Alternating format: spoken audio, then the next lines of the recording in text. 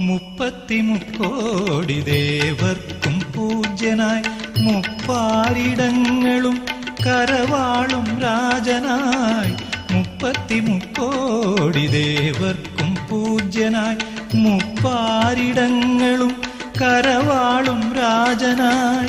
പ്രണതജനങ്ങൾ തൻ വ്രണിത മനങ്ങളിൽ പ്രണയമായി പ്രവഹിക്കും പ്രണവപ്രകാശമേ പെരുഞ്ചൊല്ലുരപ്പാ പ്രണാമം.